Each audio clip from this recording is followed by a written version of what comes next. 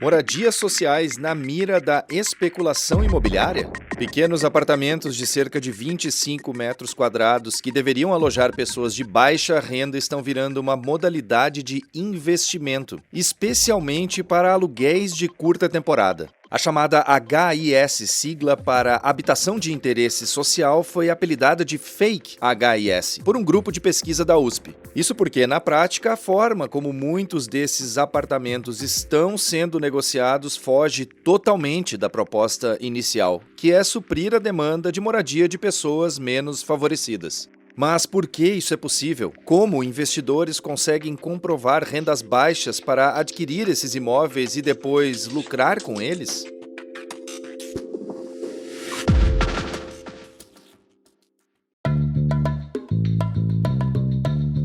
E está no ar o DW Revista, podcast produzido pela redação brasileira da DW e publicado todas as sextas-feiras no YouTube e em plataformas de áudio como o Spotify. Eu sou o Guilherme Becker, em Bonn, na Alemanha, e nesta edição eu converso com a minha colega de DW, a repórter Jéssica Nakamura, em São Paulo, que fez uma reportagem sobre o tema que pode ser assistida no Instagram da DW Brasil.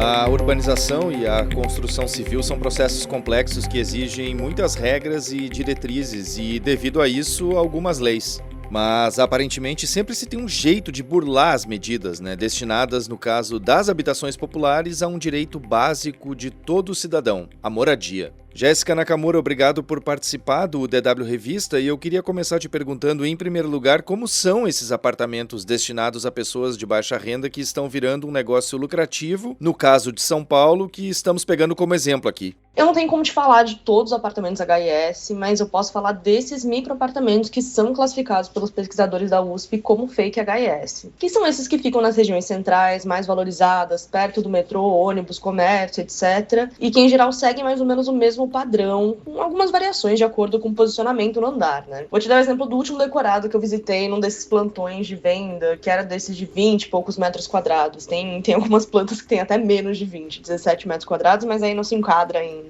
HIS, como eu vou falar mais pra frente. Mas enfim, basicamente, você abre a porta do apartamento, à sua esquerda já tá a porta do banheiro, que é um banheiro pequeno, em geral sem janela, só com exaustor, porque a gente sabe que a janela já é uma raridade, virou um luxo aqui em São Paulo entre esses lançamentos. E aí, do outro lado direito, aí de frente para essa porta do banheiro, nesse mini corredor, fica a cozinha. Então a cozinha é esse corredor. E essa cozinha tem ali uma pia, um espaço para geladeira e para cooktop elétrico, porque não pode ter gás dentro do apartamento também, pelas regras, da metragem mesmo. E lavanderia, assim como janela no banheiro, também é uma raridade, Nesses apartamentos não existe mesmo. Até porque, como eu digo na reportagem, a lavanderia self-service é um serviço oferecido pelo próprio condomínio, pago à parte, normalmente patrocinada por uma marca de sabão em pó. Aí eu passei por esse corredor que é a cozinha, eu chego no quarto, sala, que é uma coisa só. E alguns apartamentos também tem no final uma sacadinha, mas que é bem mini mesmo, só pra dizer que tem e dá a sensação de que o apartamento é maior. Aliás, essa é outra sacada do mercado, com o perdão do trocadilho. Essa mini varanda é tão pequena que fica abaixo do que o setor chama de área construída computável. E computável para cobrança de impostos, no caso. Segundo o Código de Obras de 2017, se o terraço é aberto, sem aquele fechamento de vidro que a gente vê por aí o pessoal colocando, e se é menor que 5% da área do terreno, ele não entra na conta da área para cobrança de impostos,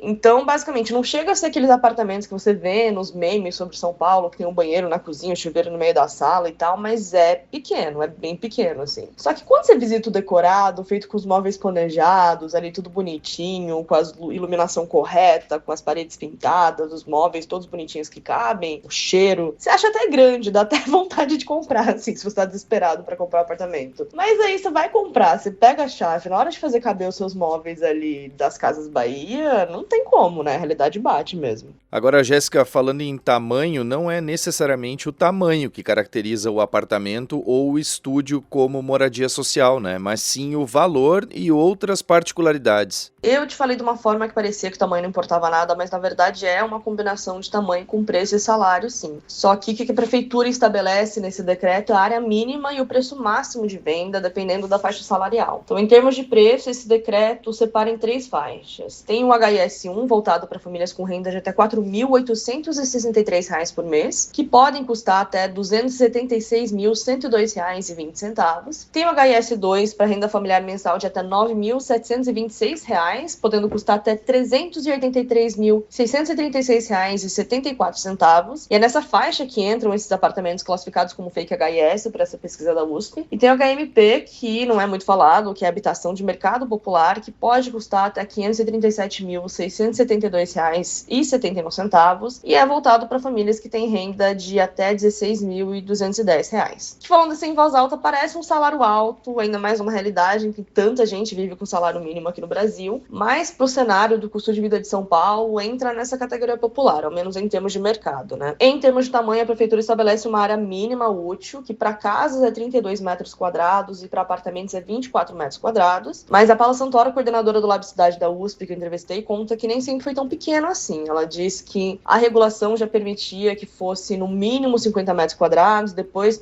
passou para 39 metros quadrados e agora baixou para 24, né? Então a regulação vai baixando isso. Acredito eu que também de acordo com a pressão do setor imobiliário, né? E aí o que acontece é que para poder construir o maior número de unidades possível nas regiões mais centrais, mais valorizadas, perto do metrô, ônibus, comércio e tal, essas construtoras tentam espremer o valor máximo de venda no valor mínimo diário, que gera um metro quadrado caríssimo, maior que R$10.000, assim. Não significa que todas as HIS têm esse preço de metro quadrado, têm esse tamanho e ficam nessas regiões. O que acontece é que essas fake HIS, que são objeto de pesquisa desse grupo da USP, são justamente esses que ficam nas regiões centrais, que são as mais visadas para investimento de Airbnb. Mas tem sim os HIS que são voltados normalmente para essa faixa, primeira faixa ali, mais popular, mas que aí não interessa para os investidores, porque são esses prédios que estão nas regiões mais afastadas ali, como a Paula diz, mantém essa segregação já de São Paulo, que mantém essa galera que tem uma faixa mais baixa nas bordas da cidade, em que tem que levar, sei lá, 2, 3 horas de transporte público para chegar no trabalho, e nessas localizações que são mais próximas do centro, estão concentrados esses fake HIS. Então, na prática, esses apartamentos não vão para quem estão destinados, de fato, vão para os investidores para colocar em plataforma de aluguel temporário. E como começou esse movimento das construtoras e dos investidores, Jéssica? Esse movimento das construtoras está ligado ao crescimento dos apartamentos de aluguel temporário. E se a gente pensar no maior player desse mercado, que é o Airbnb, ele chegou oficialmente ao Brasil em 2012 e foi se popularizando ao longo dos anos, puxado principalmente pela Copa de 2014 e pela Olimpíada de 2016. Foi um alinhamento de estrelas ali para chegar nisso. Aí o pessoal começou a ver que comprar apartamentos e colocar em plataforma de aluguel temporário era um bom negócio, as construtoras perceberam que seria uma boa fatia de mercado e começaram a construir apartamentos já voltados para isso. Por isso que o grande boom de oferta desses empreendimentos foi ali por volta de 2017, 2019. O que não seria um problema por si só, construir apartamento para vender para investidores, né, que tem como negócio o aluguel temporário. O problema é usar os incentivos urbanísticos voltados para moradia social para diminuir os custos da obra que está voltada para lucro, né, que é o que acontece atualmente. As construtoras vendem como HIS uma porcentagem mínima necessária para ter as vantagens que a prefeitura oferece para a categoria, como essa permissão para construir mais unidades numa mesma área, e aí vende o resto dos apartamentos normalmente. Então o problema não é só vender apartamentos HIS como investimento, é todo esse esquema que foi criado para ter essas vantagens. Jéssica, na tua reportagem o foco foi a cidade de São Paulo, mas isso é exclusividade mesmo de São Paulo ou tem ocorrido com frequência ou mesmo tem aumentado em outras cidades e regiões do Brasil? Na minha reportagem o foco foi a cidade de São Paulo, não só porque eu moro em São Paulo, mas é a única cidade no Brasil, pelo que eu sei, que tem uma pesquisa robusta que entrega dados sobre isso, mas a plataformização do aluguel, a Airbnbização do mercado, a gente está vendo em várias cidades do Brasil e do mundo há um tempo já, né? Inclusive aí na Europa tem várias movimentações para regulamentar ou mesmo acabar com isso, né? Mas esse esquema em si de fake HIS, a Paula Santoro me contou que vem rolando em outras cidades turísticas e que inclusive tem um pesquisador tentando mapear o fenômeno no Rio de Janeiro, mas ainda não foi publicado. Mas aparentemente essa produção também tem caído, porque a oferta desse tipo de apartamento subiu tanto que tem muitas unidades esvaziadas. Então, o mercado meio que acabou perdendo o interesse. E tem algum movimento para combater esse tipo de investimento, Jéssica? Sim, já faz um tempo que tem rolado uma pressão de agentes do setor, como o próprio Lab Cidade, que é esse grupo de pesquisa da USP, coordenado, entre outros, pela Paula Santoro. Recentemente teve um relatório sobre habitação de interesse social privado em São Paulo, feito pela Fundação TI de Setúbal e pelo SEBRAP, o Centro Brasileiro de Análise e Planejamento. E na política tem uma voz que se destaca bastante, que é do Nabil Bonduki, que é arquiteto urbanista, professor da USP, foi colunista da Folha e é vereador, então tá ali dentro da Câmara. Já teve ação no Ministério Público, já teve construtora condenada a pagar indenização pra gente que comprou apartamento sem saber que era HIS,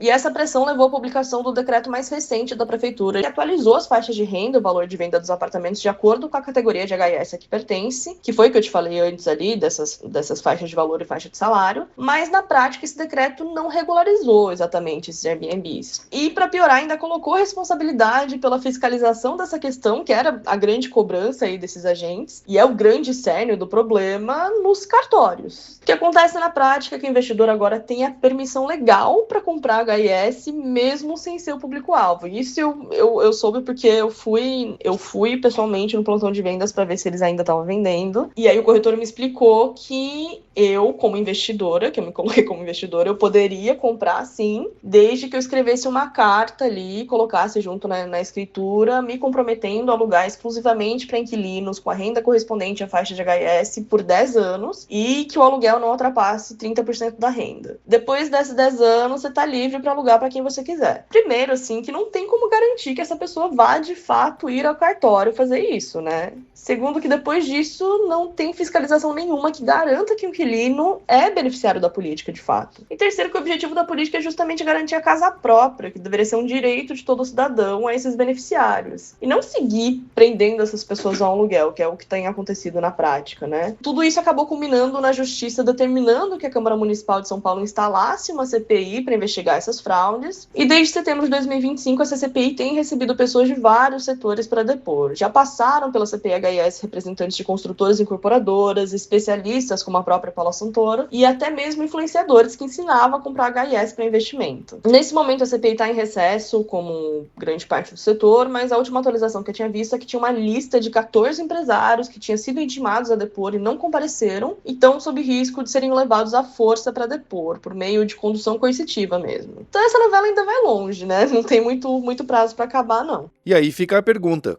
como os investidores conseguem comprar apartamentos que deveriam ser destinados a pessoas de baixa renda? Ouçam só o que a Paula Santoro, coordenadora do Lab Cidade da USP, diz a respeito disso. Como que isso virou um negócio? Iam famílias, né? E eles colocavam a faixa de renda de um filho, por exemplo, que ficava 0 salários mínimos ou 1 para comprovar renda, né? E aí o apartamento era comprado no nome dos filhos, por exemplo, né? Isso eles ofertaram pra gente. E o pai e o patrimônio do pai ficava num subcontrato ali como garantia, né? Então, se o filho não pagasse, até porque a forma de financiar esses apartamentos pequenos, os minúsculos, mesmo se ele for HIS, né, que a gente chama de habitação de interesse social, as empresas, algumas delas não financiavam, não ofereciam financiar via programas públicos, como Minha Casa Minha Vida. Elas oferecem o financiamento da empresa. Isso faz com que a família tenha que pagar em 5 anos. Então ela tem que dar uma mega entrada e na entrega das chaves um depósito grande. Para você ter uma ideia, o que a gente estudou, ele custava perto de 270, 300 mil a unidade, né? E tinha que dar 60, 70 mil de entrada e 100 e pouco na entrega das chaves, isso tudo em 3 anos. Ou seja, não é um pobre não consegue pagar. E tudo isso gera uma espécie de bola de neve que acaba acumulando problemas para outros setores da cidade, né, Jéssica? O problema ele é muito maior do que só essa questão de metragem, de valores, de faixas salariais, enfim. Tem também essa questão da segregação social em São Paulo, que é uma tentativa de higienização ali dessas regiões centrais de São Paulo, região República, Santa Cecília, Campos Elíseos, Barra Funda, que tem muita população em situação de rua, né? Uma mudança no perfil das pessoas que moram nessas regiões, né? Mas também no impacto que isso tem nas pessoas que já moram lá. Então você tem gente que tem um imóvel próprio, que mora nessa região há muito tempo. No Campos Elíseos a gente vê muito isso. E com essa higienização, com essa gentrificação, com a chegada desses novos empreendimentos, tudo fica mais caro nessa região, né? Então isso aumenta o preço do aluguel, isso aumenta o preço das mercadorias nos supermercados, isso aumenta, enfim, o custo de vida de modo modo geral ali. Então é uma coisa que parece que é uma coisa localizada, que vai ter impacto só para as pessoas que estão tentando comprar apartamento e tal, mas tem impacto nas regiões e na cidade como um todo, né? E aí você vai higienizando, você vai aumentando a construção desse tipo de apartamento nessas regiões, vai aumentando cada vez mais o custo de vida até um ponto que pode ser que essa bolha estoure, né?